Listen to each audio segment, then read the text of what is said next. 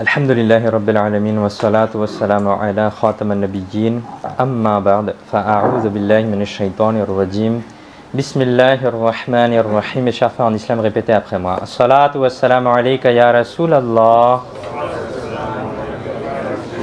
وعلى آلك وأصحابك يا حبيب الله. الصلاة والسلام عليك يا نبي الله وعلى آلك وأصحابك يا نور الله. نويت سنة الاعتكاف. J'ai fait l'intention de la retraite spirituelle surérogatoire en étant dans la mosquée. Mes chers frères en islam, il y a beaucoup de bienfaits à réciter la salat ala nabi, ce qu'on appelle aussi le durud sharif sur le bien-aimé prophète sallallahu ta'ala alayhi wa sallam. Parmi celles-ci, il est rapporté dans un hadith que notre maître bien-aimé sallallahu ta'ala alayhi wa sallam a dit: celui qui récite 10 salats, 10 durud sharif sur moi le matin et le soir, il recevra mon intercession le jour du jugement. Donc avec amour, avec respect, avec honneur pour le bien-aimé prophète sallallahu ta'ala alayhi wa sallam, récitons la salat sur lui. Sallu ala al-habib sallallahu ta'ala ala Muhammad sallallahu alayhi wa sallam. Mes chers frères en islam, avant d'écouter le discours d'aujourd'hui, essayons de faire de bonnes intentions, car le bien-aimé prophète sallallahu ta'ala alayhi wa sallam a dit: innamal a'malu binniyat, c'est-à-dire les actions ne valent que par leurs intentions. Si on n'aura pas de bonnes intentions, on n'aura pas de savoir, on n'aura pas de récompense. Donc essayons, aujourd'hui on est réunis, on passe un peu de temps ensemble, Inch'Allah. Essayons de faire l'intention qu'on essaiera de faire. On essaiera d'écouter le discours d'aujourd'hui, du début à la fin. On essaiera d'écouter le discours d'aujourd'hui pour essayer de se réformer, pour essayer de se changer, pour essayer de s'améliorer. On essaiera d'écouter le discours d'aujourd'hui pour apprendre la science religieuse. On essaiera d'écouter le discours d'aujourd'hui pour, Inch'Allah, essayer d'avancer vers Allah Azza wa Jal et son bien-aimé prophète sallallahu ta'ala alayhi wa sallam. On essaiera aussi d'essayer d'écouter le discours religieux en restant assis, comment s'asseoir dans la prière, c'est-à-dire en position de at-tahiyat, par respect pour la science religieuse. Mes chers frères en islam, Allah Azza wa Jal dit dans le Saint Coran: ما كان محمد أبا أحد من رجالكم ولكن رسول الله وخاتم النبيين وكان الله بكل شيء عليما صدق الله العظيم وصدق رسوله النبي الكريم. Mes chers frères en islam, alhamdulillah, dans certains pays à majorité musulmane, un jour est dédié à la commémoration de la finalité de la prophétie, c'est-à-dire ce qu'on appelle aussi le Khatmun Nabiyyin, la finalité, la clôture de la prophétie. Pourquoi? Afin de proclamer le glorieux statut de dernier prophète de notre bien-aimé prophète sallallahu ta'ala alayhi wa sallam. Cette commémoration a lieu dans certains pays le 7 septembre, c'est-à-dire hier, et c'était la célébration, la commémoration de la fin de la prophétie. À cette occasion, aujourd'hui, Inch'Allah al-Karim, nous aurons le privilège d'écouter le glorieux statut, le beau statut de dernier prophète, de notre bien-aimé prophète sallallahu ta'ala alayhi wa sallam. Afin de comprendre qu'est-ce que cette croyance que l'on doit avoir, afin de comprendre quel est ce statut du bien-aimé prophète sallallahu ta'ala alayhi wa sallam que l'on doit inculquer à nous-mêmes et aussi à notre descendance, à nos enfants. C'est quelque chose de très important. Mes chers frères en islam, au début de ce discours, nous avons eu le privilège d'écouter le verset 40 de Surat Al-Ahzab. Alhamdulillah, il y a environ près d'une centaine de versets dans le Saint Coran qui prouvent la croyance en la fin de la prophétie. Et l'un d'entre eux, l'un de ces versets est ce verset sacré qu'on vient d'écouter, dans lequel la croyance dans la fin de la prophétie a été expliquée avec des mots et avec des termes très clairs. Mes chers frères en islam, quelle est la cause de la révélation de ce verset? On va essayer de comprendre cela déjà. La cause de la révélation de ce verset sacré s'est faite de la façon suivante. Sayyidina Zayd ibn Haris, radiyallahu ta'ala anhu, qui est un compagnon du bien-aimé prophète sallallahu ta'ala alayhi wa sallam, et alors que notre bien-aimé prophète sallallahu ta'ala alayhi wa sallam n'avait pas encore annoncé sa prophétie, c'est-à-dire avant votre âge de 40 ans, vous, sallallahu ta'ala alayhi wa sallam, aviez fait de Sayyidina Zayd, radiyallahu ta'ala anhu, votre fils adoptif. C'est-à-dire qu'on l'appelait par amour, par respect, que c'est mon fils. Mais ce n'était pas le vrai fils de sang, mais le fils adoptif. Et dans notre charia, le statut du fils adoptif est différent du statut du fils réel. C'est-à-dire qu'il y a des règles qui sont différentes lorsque on parle de quelqu'un qui est un fils adoptif ou un fils qu'on parle verbalement que c'est mon fils, alors que ce n'est pas le fils réel par voie de sang. En matière de voile, en matière d'héritage, etc., les règles sont différentes entre ces deux enfants. Néanmoins, à l'époque de l'ignorance, à l'époque de la Jahiliya, les gens imaginaient que leur fils adoptif était comme leur véritable fils. C'est pourquoi les gens appelaient ce compagnon Zayd ibn Muhammad. C'est-à-dire au lieu de l'appeler Zayd ibn Haris, il l'appelait Zayd ibn Muhammad, c'est-à-dire Zayd, fils de Muhammad sallallahu alayhi wa sallam. Et lorsque l'islam est arrivé, alors que de nombreux autres mots ont été éradiqués, cette fausse idéologie, cette fausse croyance a aussi été éradiquée. Ceci a été expliqué en détail dans Surat Al-Ahzab, que le fils adoptif, le fils verbal, celui qu'on dit que c'est mon fils, n'est pas comme un véritable fils au sens sharia. C'est dans ce contexte que ce verset a été révélé. Et comment est-ce que ce verset il commence? Allah Azza wa Jal, il dit « Ma kana Muhammadun aba ahadim mir rijalikum » Traduction de Kanzul Iman, Muhammad n'est le père d'aucun homme parmi vous. En arabe, on a le terme dans ce verset qui est rijalun. Rijalun est le pluriel de rajulun. Et rajulun signifie homme, c'est-à-dire c'est un être humain qui a atteint un certain âge. Et en arabe, les petits-enfants sont parfois appelés sabiyun et parfois rulamun. Et ensuite, la personne qui a atteint un certain âge, ensuite elle est appelée rajulun. Et ensuite elle est appelée adulte, ensuite elle est appelée un homme. C'est-à-dire la personne qui est petite, on ne va pas l'appeler homme. Mais rajulun, dans ce terme-là, dans le verset du Coran dont il est question ici, il a été parlé de rajulun et c'est ce qu'on essaye de comprendre, c'est-à-dire qu'on parle de quelqu'un qui a un certain âge. Et il faut savoir aussi que Allah Azza wa Jal a accordé 3 fils au bien-aimé prophète sallallahu alayhi wa sallam. Premier Sayyidina Qasim, deuxième Sayyidina Abdullah, troisième Sayyidina Ibrahim radiyallahu ta'ala anhum. C'est-à-dire le prophète sallallahu alayhi wa sallam a eu 3 garçons, 3 fils. Et il s'appelle Sayyidina Qasim, Sayyidina Abdullah et Sayyidina Ibrahim radiyallahu ta'ala anhum. Et ces 3 princes ont quitté ce monde durant leur enfance, c'est-à-dire lorsqu'ils étaient encore petits. C'est-à-dire qu'on ne peut pas parler d'eux en tant que rajulun. C'est-à-dire que quand on parle de ces versets, on ne parle pas des enfants du prophète alayhi salatu wassalam. Et aucun d'entre eux n'a pu atteindre l'âge où on puisse les désigner en tant que rajulun.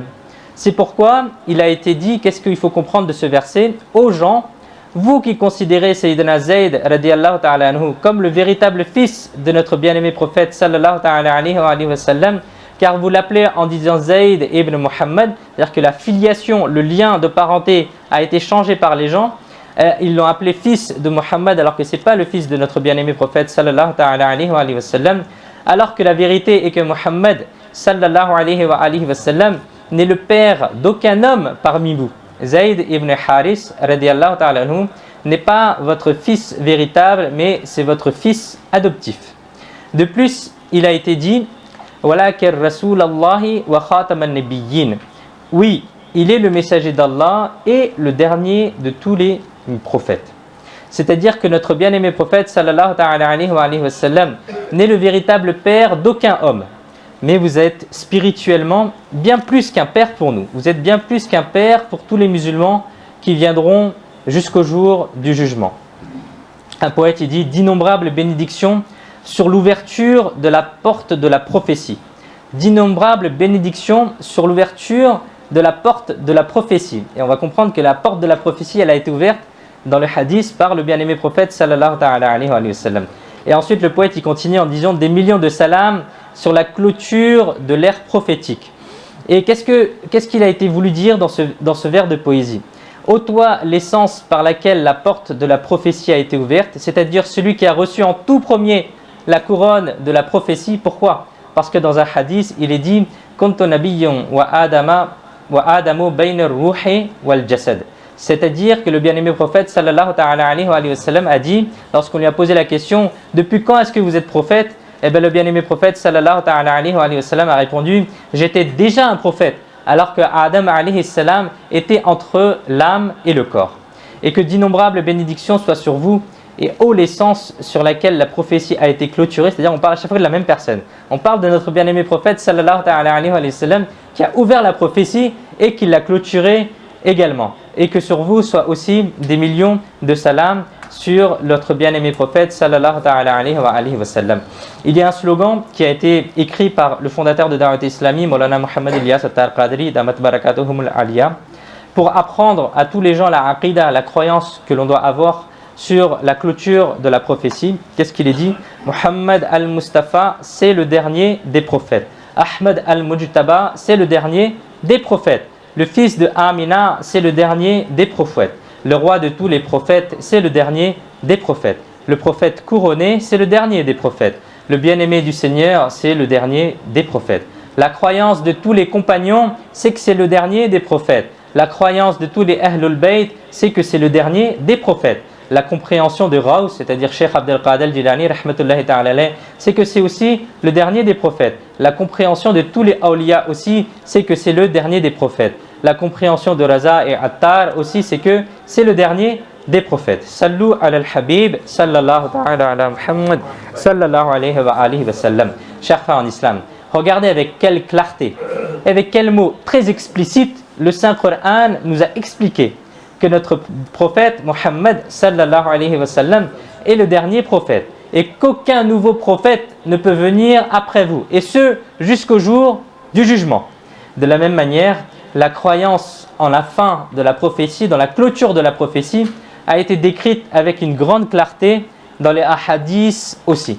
Écoutons 4 ahadiths à ce propos. Qu'est-ce qu'il a été également dit? C'est-à-dire, on a cité un verset du Coran où il est clairement dit que le prophète sallallahu alayhi wa sallam c'est le dernier des prophètes. Et maintenant dans les ahadiths, qu'est-ce qu'il est dit? Le premier hadith dans le livre célèbre de hadith qui est Muslim Sharif, il est dit: le dernier prophète d'Allah sallallahu alayhi wa sallam a dit, Allah azza wa jal, 50 000 ans avant la création de la terre et du ciel, a inscrit le destin. À ce moment, parmi tout ce qui a été inscrit dans le Lawh al-Mahfouz, c'est-à-dire la tablette préservée, il y avait aussi Anna Muhammadan Khatamun Nabiyyin, c'est-à-dire certes, Muhammad sallallahu alayhi wa sallam est le tout dernier prophète, c'est-à-dire que c'est ce qui a été marqué aussi dans le Lawh al-Mahfouz, dans la tablette préservée. Muhammad al-Mustafa, c'est le dernier des prophètes. Ahmad al-Mujtaba, c'est le dernier des prophètes. Le fils de Amina, c'est le dernier des prophètes. Le roi de tous les prophètes, c'est le dernier des prophètes. Dans les célèbres livres de hadith sacrés que sont Bukhari, Muslim, Tirmizi, Musnad de l'imam Ahmed, il est également dit que le dernier prophète d'Allah sallallahu alayhi wa sallam a dit: mon exemple est celui des prophètes avant moi, et comme celui d'une personne qui aurait construit une très belle maison, mais dans laquelle il aurait laissé la place d'une brique dans un coin. Les gens ont commencé à tourner autour de la maison et ils ont demandé avec étonnement pourquoi la personne n'avait pas mis la brique dans la maison. Puis le bien-aimé prophète sallallahu alayhi wa sallam a continué en disant: je suis cette dernière brique et je suis le dernier prophète parmi tous les prophètes. Et il est dit dans une autre version, dans une deuxième version: je suis celui qui remplit la place de cette brique, c'est-à-dire la brique qui manquait, et je suis venu, alors la venue des prophètes s'est clôturée, s'est terminée, a été complétée. Mufti Ahmad Yaqan Naimi rahmatullahi ta'ala alayhi écrit dans l'explication de ce hadith: subhanallah, quel bel exemple. La prophétie est comme un palais lumineux, c'est-à-dire que le Mufassir il a expliqué ça, le prophète sallallahu alayhi wa sallam a parlé d'une maison, mais lorsque nous on explique, on va parler d'un palais lumineux. Pourquoi? Parce que ça désigne les prophètes, on va parler avec amour. Les nobles prophètes alayhi wa sallam sont comme des briques lumineuses de lumière, et notre bien-aimé prophète sallallahu alayhi wa sallam est comme la dernière brique de cette maison. On apprend de cela que notre bien-aimé prophète sallallahu alayhi wa sallam est le dernier prophète. À votre époque ou après vous, il n'y a plus aucun prophète qui va pouvoir venir. Un troisième hadith, Sayyidina Anas radiyallahu ta'ala anhu rapporte que le bien-aimé prophète sallallahu alayhi wa sallam a affirmé: certes, la mission du messager et la prophétie ont pris fin. La mission du prophète et des messagers ont pris fin. Maintenant, après moi, il n'y a ni messager ni prophète. Et dans un quatrième hadith, il est rapporté que le quatrième calife des musulmans, surnommé le lion d'Allah, Sayyidina Ali al-Murtada radiyallahu ta'ala anhu, a dit: une fois j'étais malade. Je me suis présenté dans la cour pleine de baraka du bien-aimé prophète sallallahu ta'ala alayhi wa sallam. vous, sallallahu ta'ala alayhi wa sallam, m'avez fait tenir à votre place. Et vous, sallallahu ta'ala alayhi wa sallam, avez commencé à prier. Puis vous, sallallahu ta'ala alayhi wa sallam, avez mis une partie de votre châle sur moi. Après avoir prié, vous avez dit, ô Ali, vous avez été guéri. Vous n'avez aucune douleur en vous. D'ailleurs, Sayyidina Ali, lorsqu'il s'est présenté au prophète, sallallahu alayhi wa sallam, il était malade. Et lorsque le prophète, sallallahu alayhi wa sallam, a prié, ensuite, quand il a fini sa prière, le prophète a dit, Sayyidina Ali, ô Ali, vous avez été guéri. Vous n'avez aucune douleur. Tout ce que j'ai demandé à Allah Azza wa Jal pour moi, je lui ai aussi demandé pour vous. Et tout ce que j'ai demandé, Allah Azza wa Jal me l'a accordé. Mais il m'a été dit, la nabiyya ba'daka, c'est-à-dire, ô bien-aimé, sallallahu ta'ala alayhi wa sallam, il n'y a pas de prophète après vous. Sayyidina Mawla Ali radiallahu ta'ala anhu a dit, à ce moment, j'ai obtenu une aussi bonne santé comme si je n'avais pas été malade précédemment. Subhanallah. Chers frères en islam, ceci est un hadith sacré très célèbre, très court et très beau sur la croyance de la fin de la prophétie qui explique cela de façon très claire. Si on veut apprendre juste quelques mots du prophète alayhi salatu wassalam en arabe, c'est quoi? C'est la nabiyya ba'di. Il n'y a pas de prophète après le nôtre. C'est-à-dire qu'il n'y a pas de prophète après moi. La nabiyya ba'di. Ça, c'est quelque chose qu'il faut apprendre à nos enfants, que c'est une croyance parmi les croyances qui sont nécessaires pour être musulman. Exactement ces mots ou des mots similaires ou des mots ayant la même signification ont été prononcés, pas une fois mais à plein de reprises, par le bien-aimé prophète sallallahu ta'ala alayhi wa sallam. De ce fait, nous devrions essayer d'apprendre ce court hadith qui est quoi? La nabiyya ba'di. La nabiyya ba'di. La nabiyya ba'di.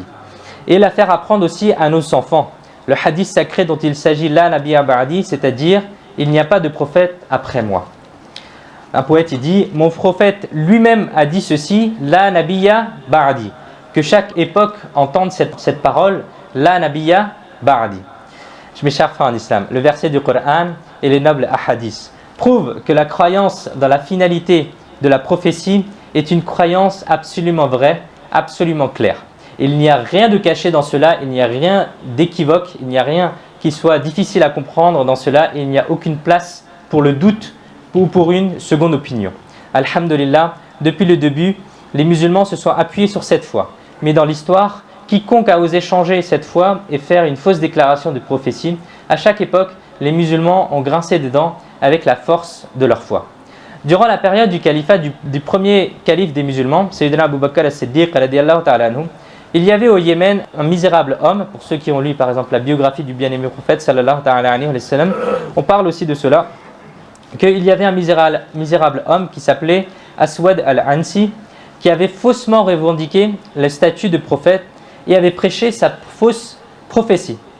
Après le prophète sallallahu alayhi wa sallam, lorsque le calife Sayyidina Abu Bakr Siddiq radiyallahu ta'ala anhu, c'était votre califat. Et cette personne, elle avait proclamé que je suis un prophète et croyait en moi. Et durant un certain temps, sa fitna, c'est-à-dire sa zizanie, s'est répandue au Yémen. Il avait l'habitude d'opprimer les gens et il obligeait les gens à croire en lui. Croyez en moi, je suis un prophète, etc. Et il continuait à faire cela.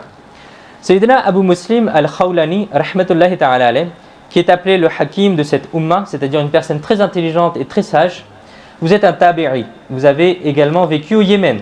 Et un jour, Aswad al-Ansi vous a appelé de force jusqu'à lui et vous a demandé, est-ce que vous témoignez que Muhammad sallallahu alayhi wa sallam est le messager d'Allah?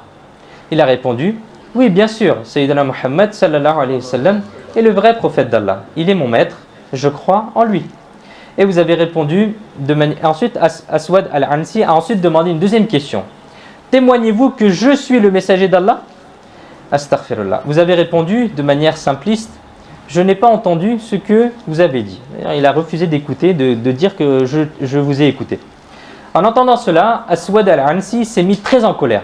Il a immédiatement donné l'ordre d'allumer un grand et terrible feu. Ses serviteurs ont immédiatement allumé ce feu. À ce moment, Aswad al-Ansi a ordonné « Mettez Abu Muslim al-Khawlani dans ce feu brûlant ». Mais subhanallah, tout comme Allah Azza wa Jal avait rendu le feu frais et sans danger pour Sayyidina Ibrahim alayhi salam, de la même manière, ce feu a également été rendu sans danger pour Sayyidina Abu Muslim al-Khawlani rahmatullahi ta'ala alayh. Et par la grâce d'Allah Azza wa Jal, vous avez été sortis sains et saufs du feu.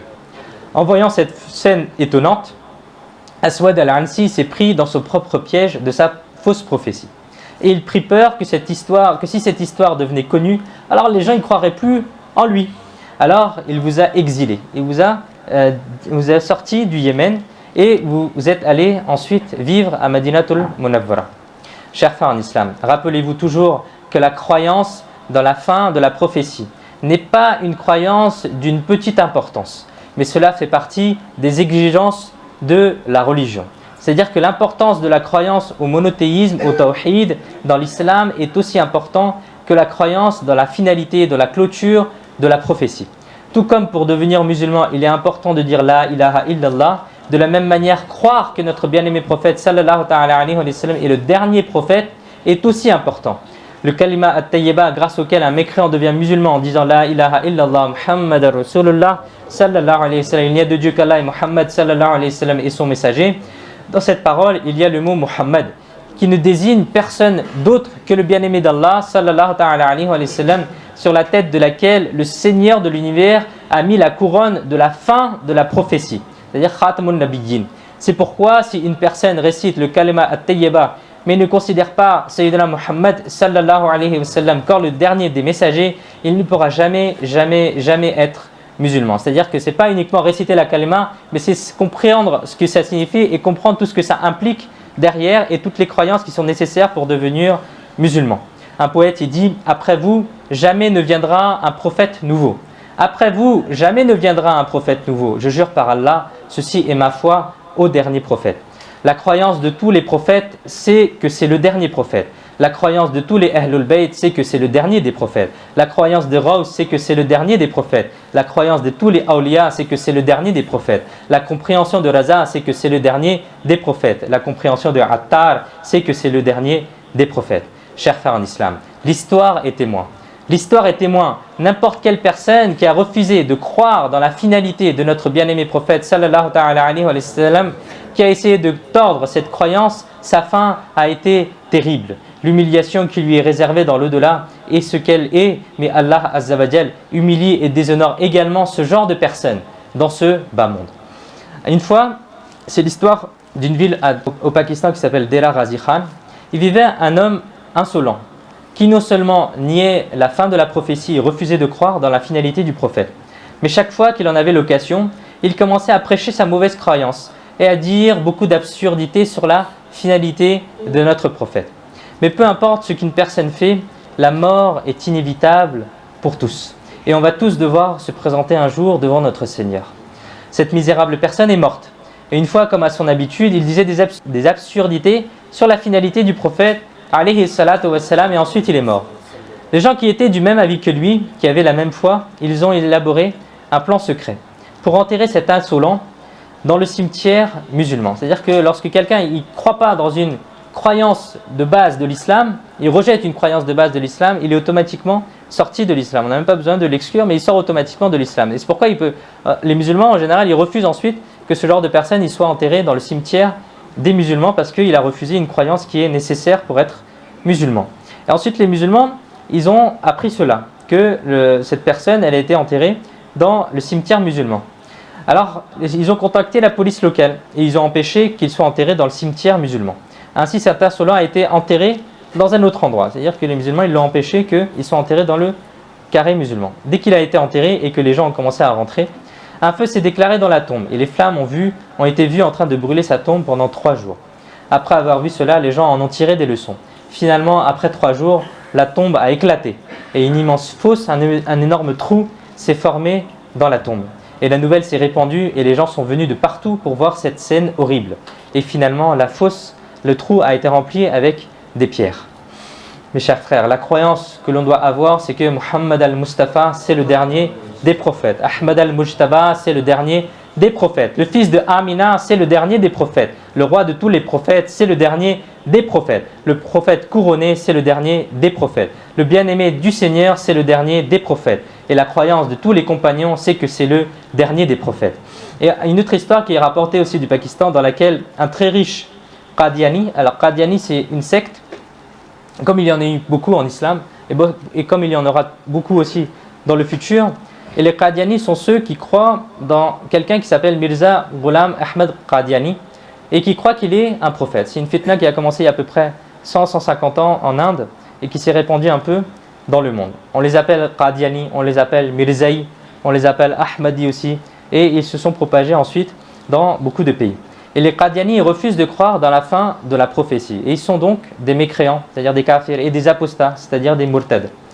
Lorsque ce Qadiani est mort dans cette ville, les autres Qadiani qui étaient avec lui, ils l'ont enterré dans la cour d'une mosquée appartenant aux musulmans, c'est-à-dire loin du lieu de prière, mais à l'intérieur de l'enceinte de la mosquée.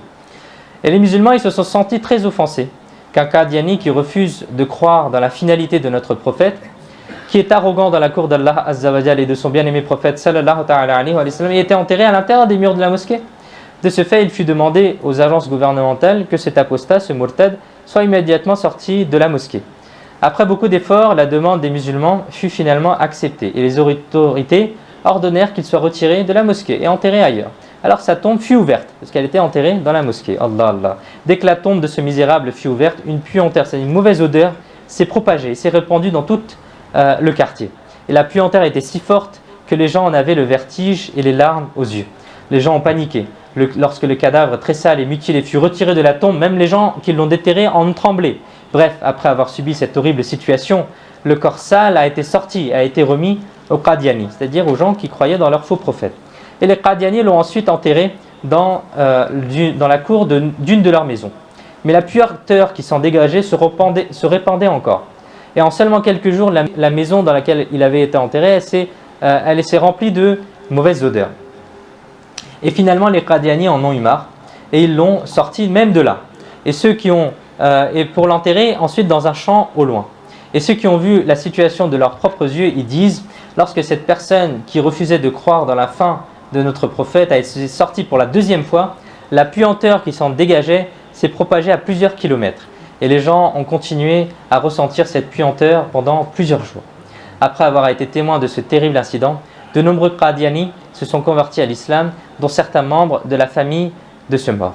Muhammad al-Mustafa, c'est le dernier des prophètes. Ahmad al-Mujtaba, c'est le dernier des prophètes. Le fils de Amina, c'est le dernier des prophètes. Le roi de tous les prophètes, c'est le dernier des prophètes. Le prophète couronné, c'est le dernier des prophètes. Le bien-aimé du Seigneur, c'est le dernier des prophètes. La croyance de tous les compagnons, c'est que c'est le dernier des prophètes. Sallu ala al-Habib, sallallahu ta'ala sallallahu alayhi wa sallam. De même, il y a une autre histoire au Pakistan où il y avait un homme qui s'appelait Ramadan qui creusait des tombes. Il dit, un jour, des Qadiani, ils sont venus me voir et ils m'ont demandé de creuser une tombe. Parce que dans certains pays, il y a des personnes qui sont chargées de préparer les tombes, de creuser les tombes. Et il dit, je ne savais pas ce que c'était les Qadiani. Alors j'ai creusé leurs tombes. Et lorsque les Qadiani, ils ont emmené leurs personnes, leurs morts, alors j'ai vu de mes propres yeux que tout à coup, la tombe a été remplie de serpents. Un serpent après l'autre arrivait sans que l'on comprenne d'où il venait. Et au même moment, le vent a commencé à souffler et avec lui, des flammes ont commencé à se lever de la tombe. Et ces Qadiani, ils m'ont alors demandé, la personne continue en disant, ces Qadiani m'ont alors demandé de creuser une autre tombe. On ne peut pas l'enterrer ici, on va l'enterrer ailleurs. Et je creusais une autre tombe, la personne elle dit, et dès que cet insolent Qadiani a voulu être descendu dans cette tombe, des sons terribles ont commencé à se faire entendre de l'intérieur. Après avoir entendu cela, tout le monde a délaissé le mort et tout le monde est parti en courant. Et même ses propres enfants sont partis et l'ont laissé là. Et leur corps sale de cet insolent est resté dans le même cimetière pendant 3 jours. Et finalement, les Qadiani sont revenus et ils l'ont enterré. Chers frères en islam, ceci est la fin terrible de ceux qui refusent de croire dans la finalité de notre prophète.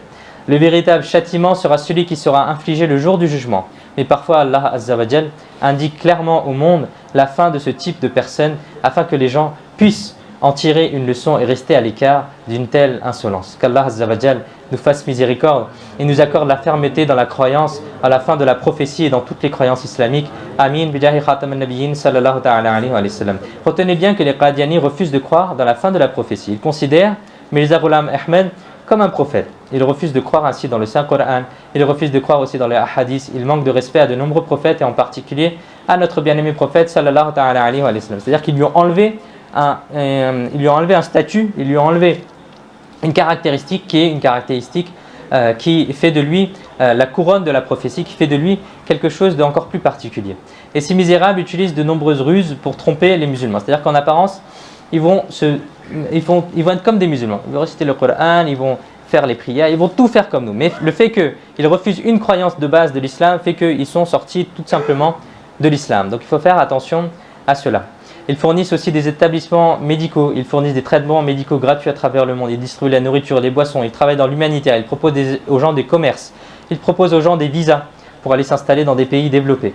Ainsi, en rendant envieux les gens, en tirant un avantage injuste de la pauvreté des gens, ils piègent les pauvres musulmans et les transforment progressivement en qadiani eux-mêmes. Les gens ordinaires qui n'ont pas beaucoup de connaissances religieuses tombent facilement dans leurs pièges et détruisent ainsi leur foi. Par conséquent, pour sauver notre foi, il est nécessaire que nous tous nous apprenions nous-mêmes la religion et que nous l'enseignions également à nos enfants. Cela fait partie d'une de nos plus importantes responsabilités religieuses, que nous apprenions à nos enfants la croyance dans la finalité de la prophétie, à notre famille, à nos enfants, à nos neveux, à nos nièces, bref, à tout enfant qui sache parler, qu'il apprenne ces slogans. Muhammad al-Mustafa, c'est le dernier des prophètes. Ahmad al-Mujtaba, c'est le dernier des prophètes. Le fils de Amina, c'est le dernier des prophètes. Le roi de tous les prophètes, c'est le dernier des prophètes. Cheikh Tariqat Amir Ahl Sunnat Maulana Muhammad Ilyas At-Qadiri Damat Barakatuhum al-Aliya a donné ces très beaux slogans, faisant apprendre ces slogans à nos enfants. Il y avait une personne misérable aussi qui s'appelait Muselma al-Kazzab, c'est-à-dire Muselma l'imposteur, qui est aussi connu à travers l'islam, à travers l'histoire musulmane, qui avait durant la vie apparente même de notre bien-aimé prophète sallallahu alayhi wa sallam faussement déclaré être un prophète. Une fois, cette personne sans limite a emprisonné un compagnon, Sayyidina Habib ibn Zayd radiyallahu ta'ala anhu. Et Muselma al-Kazzab, l'imposteur, vous a demandé: est-ce que vous témoignez que Muhammad sallallahu alayhi wa sallam est le messager d'Allah?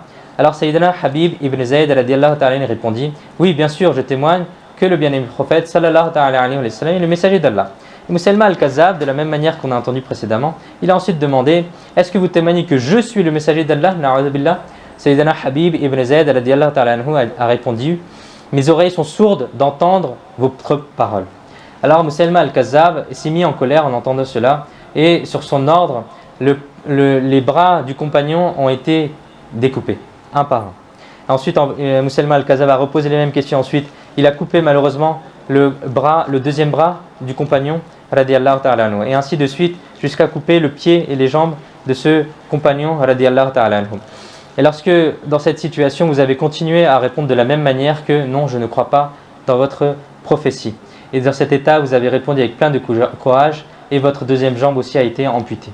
Et selon une version, il est dit au final, Muselma al-Kazzab vous a mis au feu et vous a rendu martyr, mais vous avez continué à dire ceci: que je témoigne que Muhammad sallallahu alayhi wa sallam est le messager d'Allah. Et ô Muselma, dire que tu es le messager, mes oreilles sont sourdes d'entendre cela. Qu'Allah Azza wa Jal nous permette de retenir ce que nous avons entendu et de le propager aux autres, et de retenir cette croyance importante. Pour conclure, mes chers frères, une règle religieuse qu'il est important de comprendre. Il n'est pas permis d'utiliser les équipements de la mosquée pour des besoins personnels. Ça, c'est une croyance, c'est une règle religieuse, qu'il faut retenir. Dans certains endroits, les gens utilisent parfois les ventilateurs de sol, les tapis de prière, les conduites d'eau, les haut-parleurs de la mosquée, les escaliers de la mosquée, etc. pour des fins personnelles. Parfois, ils les emmènent à la maison, puis les rendent plus tard. Et s'ils ont utilisé des choses de la mosquée à des fins personnelles, ils vont mettre de l'argent dans la mosquée pour cela. Tout cela est une mauvaise façon de procéder. Retenez bien qu'il n'est pas autorisé, il n'est pas jaïz d'emmener chez soi ou ailleurs les objets de la mosquée qui appartiennent à la mosquée pour les utiliser, et ceci est haram, et cela constitue un péché. Une chose est waqf, une chose appartient à la mosquée, on n'a pas le droit de l'utiliser pour autre chose que pourquoi elle a été donnée. Et ceux qui font cela sont des pécheurs, ils doivent se repentir. Il est interdit d'utiliser n'importe quel objet de la mosquée, aussi petit soit-il, sans le moment ou l'endroit approprié. Qu'Allah Azza wa Jal nous permette aussi de retenir cette règle religieuse et de l'appliquer. Amin. Bijahi khatam al-nabiyyin sallallahu ta'ala alayhi wa alihi wa sallam. Sallu ala al-habib sallallahu ta'ala ala Muhammad sallallahu alayhi wa sallam.